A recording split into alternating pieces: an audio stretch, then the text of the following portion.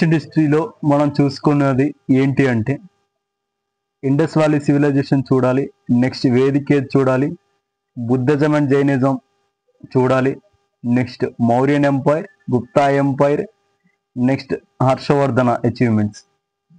అంతే అండి మనం చూసుకోవాల్సినవి.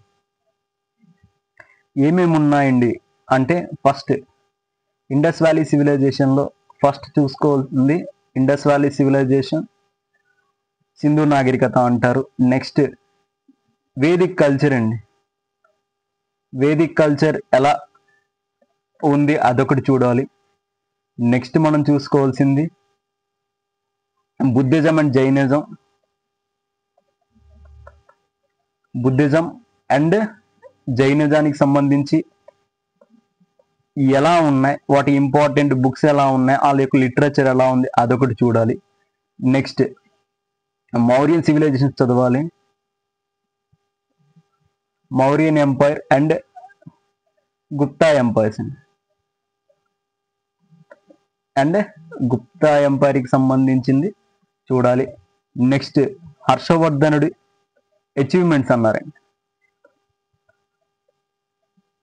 హర్షవర్ధన అచీవ్మెంట్స్ సింపుల్ అండి. మనం చదువుకోవాల్సిన 6 topics ancient history.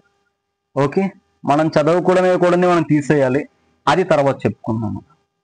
Okay, ancient history. దీంట్లోకి వచ్చేటప్పటికి నెక్స్ట్ మెడివల్ హిస్టరీకి వచ్చింది అనేటప్పటికి ఏమేమి ఉన్నాయి అది కూడా ఇన్ డీటెయిల్డ్గా చెప్పుకున్నాం. మెడివల్ హిస్టరీకి వచ్చింది. మెడివల్ హిస్టరీలో ఏం చేసింది చదవాల్సింది first Chola administration, second Delhi సుల్తాన్లు చదవాలి, నెక్స్ట్ మొఘల్ ఎంపైర్స్ ఇచ్చారు. ఫోర్త్కి వచ్చింది social and economic and religious conditions అయింది. నెక్స్ట్ ఆ టైంలో లిటరేచర్స్ కొన్ని డెవలప్ అయ్యాయి. నెక్స్ట్ భక్తి అండ్ సూఫీ మూమెంట్స్ అండి. భక్తి అండ్ సూఫీ మూమెంట్స్ ఆ టైంలో మనకి సోషియో ఎకనామిక్ రిఫార్మ్స్ అనేది తీసుకొని వచ్చారు. లైక్ ఆర్య సమాజ్, ఇలా సోషియో ఎకనామిక్ రిఫార్మ్స్ ఆ టైంలో తీసుకొని వచ్చినాయి చూసుకోవాలి. నెక్స్ట్ మరాఠా ఎంపైర్ గురించి చదివితే సరిపోతుందండి. ఏన్షియంట్ హిస్టరీలో 6, మెడివల్ హిస్టరీలో 6. మోడర్న్ హిస్టరీకి వచ్చినప్పటికీ కొన్ని సింపుల్ టాపిక్స్ అనండి, అవి ఏంటంటే అనేది చూసుకోవచ్చు.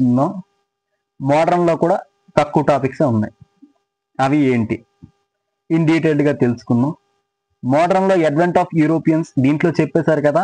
అడ్వెంట్ ఆఫ్ యూరోపియన్స్ యాక్చువల్గా మోడర్న్ హిస్టరీకి రావాలి, అది మెడివల్లో పెట్టేశారు. 1857 రివోల్ట్ నుంచి స్టార్ట్ అయ్యి అప్ టు 1947 వరకు ఉన్న టోటల్ హిస్టరీ చూసుకోవాలండి. టోటల్ హిస్టరీ దీంట్లో మనం చదవకూడనివి ఏంటి అంటే సౌత్ ఇండియన్ కింగ్డమ్స్ గురించి ఎటువంటి ప్రస్తావన లేదు, ఏమీ లేదు. ఓన్లీ ఇది అంతని జనరల్గా ఇచ్చారండి. ప్రిలిమ్స్కి వచ్చేటప్పటికి don't touch Andhra history, don't touch Andhra history, you do not read it. Okay, only వాడు ఇచ్చిందంతా ఇండియన్కి సంబంధించిందే ఇచ్చాడు, మీరు అది ఇండియాకి సంబంధించింది మాత్రమే చూడాలి, దానికి మించి చూడాల్సిన పని లేదు. Focus on the Indian history, ancient, medieval and modern. Do not read any books of or any publication books of Andhra movement or Andhra history. Okay, it comes to mains, not in the prelims. Everything is very specific. Prelims లో paper easy, prelims qualification చాలా dead ఈజీగా మీరు qualify అవుతారు. దాని గురించి in డీటెయిల్గా కూడా మనం తెలుసుకుందాం. ఎవ్రీ పాయింట్ టు పాయింట్ నేను మీకు చెప్తాను.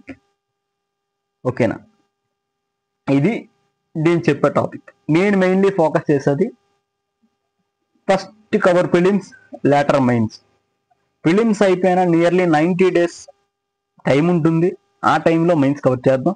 ఫస్ట్ మన ప్రిలిమ్స్ సిలబస్ కంప్లీట్ అయిపోతే అప్పుడు మెయిన్ సిలబస్కి నెక్స్ట్ స్టెప్ మనం ఫార్వర్డ్ అవుదాం. అంతవరకు ఫస్ట్ ప్రిలిమ్స్ సిలబస్ని కంప్లీట్ చేసుకుందాం.